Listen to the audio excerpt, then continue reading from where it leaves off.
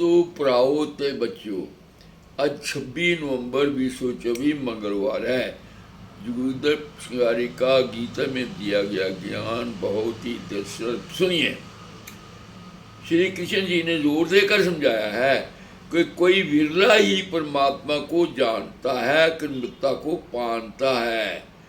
कोई विरला ही परमात्मा को पाता है, कोई विरला ही उसे जान पाता है। हजारों मनुष्यों में कोई विरला ही ये जानने की दिलचस्पी रखता है कि आत्मा क्या है, शरीर क्या है और परम सत्य क्या है। आमतौर पर मानव पशुवृत्तियों में लगा रहता है और मुश्किल से कोई एक दिव्या ज्ञान में दिलचस्पी रखता है। दिव्या ज्ञान में आत्मा परमात्मा ज्ञान योग और ध्यान योग की अनुभूति के अमल में और पदार्थ से आत्मा के पार्थ को चाहने में है। आत्मा के पारत को चाहने में है। लेकिन कृष्ण तो सिर्फ उन व्यक्तियों के लिए यज्ञ है जो कृष्ण भावना भावत हैं। कृष्ण पुरुष वो हैं, लेकिन साथ ही वो ब्रह्म परमात्मा ज्ञान से परे हैं। कृष्ण परम पुरुष भी हैं, कृष्ण परम पुरुष हैं, लेकिन साथ ही वो ब्रह्म और परमात्मा ज्ञान से परे हैं। ज्ञान जिनको कृष्ण जी को नहीं समझ पाते, ज्ञानी जान अज्ञानी जान कृष्ण जी को नहीं समझ पाते।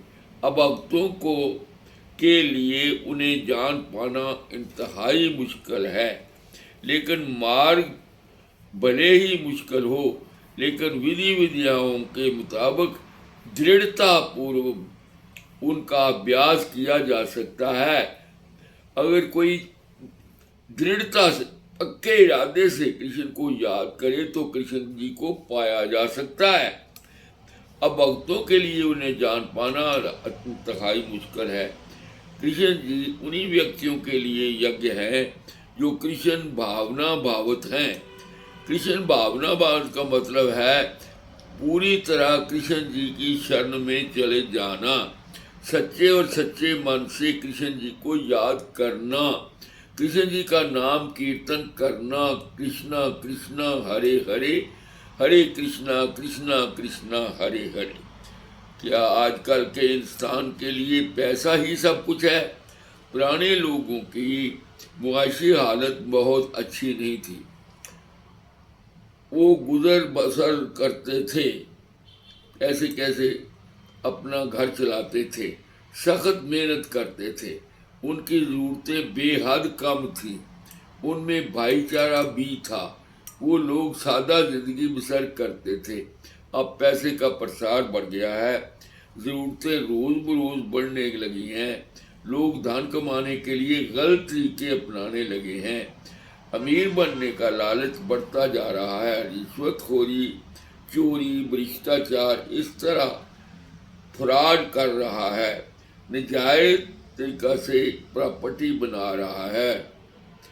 ये ठीक है कि हर इंसान को पैसे की जरूरत होती है और पैसा मेहनत से, ईमानदारी से भी तो कमाया जा सकता है। हर कोई चाहता है कि धन दौलत प्रॉपर्टी साथ नहीं जाते। हर कोई जानता है कि धन दौलत प्रॉपर्टी साथ नहीं जाते। इसलिए गलत तरीकों से पैसा कमाने वालों को चाहिए कि वो गैर कानूनी और गलत काम ना करें। ईश्वर को याद रखें, इसी में ही उनका फायदा है। देश का भी इसी में फायदा है, इंसानियत भी इसी में ही है। सब सुनने वाले खुश रहें। प्रभु से मेरी प्रार्थना।